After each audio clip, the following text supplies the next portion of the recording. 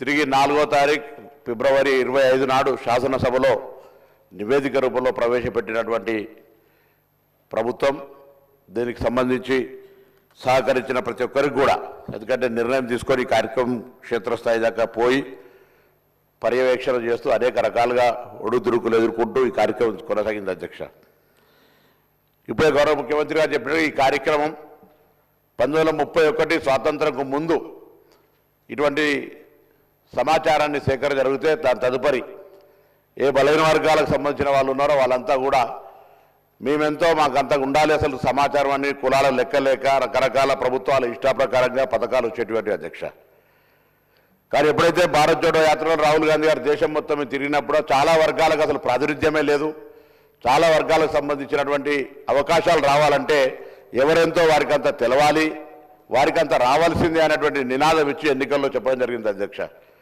మేము కూడా తెలంగాణ ప్రదేశ్ కాంగ్రెస్ తరఫున manifesto committee chairman Sridhar Babu గారి నాయకత్వంలో ఆ రోజు కామారెడ్డి డిక్లరేషన్ కమిటీ బీసీ డిక్లరేషన్కి సంబంధించి చైర్మన్గా ఉండి మేము బలహీన వర్గాలకు సంబంధించి స్పష్టంగా మేనిఫెస్టో, జనరల్ మేనిఫెస్టోతో పాటుగా మా మేనిఫెస్టోలో పెట్టడం జరిగింది. ఈ కుల సర్వేకు సంబంధించి మా ప్రభుత్వం కట్టుబడి ఉందని చెప్పినాం. అధ్యక్ష, 4వ తారీఖు నాడు క్యాబినెట్ అయింది. 16 నాడు ఇదే సభలో అందరి గౌరవ సభ్యుల సహకారంతో ఈ యొక్క తీర్మానం చేసుకొని పార్లమెంట్ ఎన్నికల తర్వాత ప్రత్యేకమైనటువంటి కార్యక్రమాల ద్వారా ప్లానింగ్ డిపార్ట్మెంట్, తెలంగాణకు సంబంధించినటువంటి ప్లానింగ్ డిపార్ట్మెంట్ చీఫ్ సెక్రటరీ గారి ఆధ్వర్యంలో, సందీప్ సుల్తాన్ గారి ఆధ్వర్యంలో ఈ యొక్క కార్యక్రమాన్ని 1,00,000 పైన ప్రభుత్వ ఉద్యోగులను, బయటి వాళ్ళనో లేకపోతే ఇంకోవరికి సంబంధించిన సమాచారం కాక ఇది ఒక ప్రభుత్వ ఉద్యోగులను వాడుకొని సమాచారాన్ని సేకరించిన. అధ్యక్ష, నేను ఈ యొక్క సభలో ఇక్కడ ఉన్నటువంటి ఇంతకుముందు గౌరవ ముఖ్యమంత్రి గారు కోరినట్టుగా పెద్దలందరికీ కోరుతా ఉన్నా, 1931 నుంచి సమాచారం లేదు, ఇలా సమాచారం వచ్చింది. సమాచారానికి సంబంధించి ఇంకా ఏదైనా సరి చేయాల్సిన అవసరం ఉంటే, ఇంకా ముందుకు పోవడానికి బలహీన వర్గాలకు సంబంధించిన న్యాయం చేయాలనుకుంటే దయచేసి సలహాలు సూచనలు చెప్పండి. తెలంగాణ ప్రభుత్వ బలహీన వర్గాల శాఖ మంత్రిగా ప్రభుత్వం సంబంధించి వాటన్నిటినీ బలహీన వర్గాల సంక్షేమం కొరకు తీసుకొని పోతాం.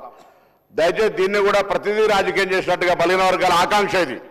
నేను ఇవాళ ఇక్కడ నుంచి ఈ వేదిక నుంచి కోరుతాను, తెలంగాణ బలహీన వర్గాల నాయకత్వం ప్రతి జిల్లాలో కూడా ఇవాళ ఒక స్వేచ్ఛగా భవిష్యత్తు కార్యక్రమాలను జరుపుకుంటామనేటువంటి ఒక ఆకాంక్ష వెలుపుచ్చాల్సిన అవసరం ఉంది. సంఘాలు కానీ మేధావులు కానీ ఇది గత కాలంగా చాలా కాలంగా డిమాండ్ చేస్తున్న వాళ్ళంతా ఇలా ఒక డిమాండ్ నెరవేరింది.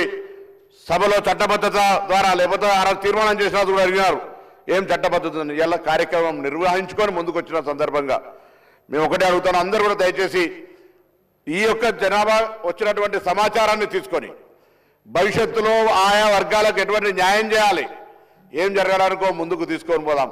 ఇవాళ చాలా మంది అంటారు ఇవాళ చాలా బలహీన వర్గాలకు సంబంధించి ఒక మంచి రోజు అంటారు.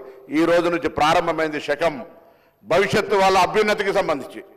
ఈ ప్రభుత్వంతో పాటుగా భవిష్యత్తులో ఎక్కడైనా ఏడైనా ఈ దేశానికి రోల్ మోడల్గా తెలంగాణ ప్రభుత్వం తీసుకున్నటువంటి యొక్క సమాచార సేకరణ బరాబర్ తెలంగాణ రాష్ట్ర యొక్క తీసుకున్నటువంటి కార్యక్రమం యావత్ దేశంలో. నిన్న కూడా గౌరవ ఫ్లోరం లీడర్ రాహుల్ గాంధీ గారు పార్లమెంటు వేదికగా చెప్పినారు, తెలంగాణ ప్రభుత్వం తీసుకుంటున్న చర్యల్ని ఇది తెలంగాణ ప్రభుత్వంకే కాదు తెలంగాణ ప్రాతినిధ్యం వహిస్తున్న ప్రజాప్రతినిధికి కూడా గౌరవం అనే మాట చెప్తారు. ఇటువంటి ఒక అవకాశాన్ని కల్పించడానికి అందరూ కూడా అధికార పక్షమా, ప్రతిపక్షమా, మిత్రపక్షమా, ఇంకొక విపక్షమా సంబంధాలు అందరూ కూడా ఇలా నిజంగా బలహీన వర్గాలకు సంబంధించి గొత్తెత్తి వారికి న్యాయం చేయాలనే డిమాండ్ చేసే ప్రతి రాజకీయ పార్టీ దీన్ని స్వాగతించి దీని భవిష్యత్తు ప్రణాళికకు సలహాలు ఇచ్చి కార్యక్రమాన్ని ఏ విధంగా తీసుకుపోవాలనేటువంటి మాట చెప్పి ముందుకు పోవాలని కోరుతాను. ఎందుకంటే ఇది ఒక డైరెక్షన్.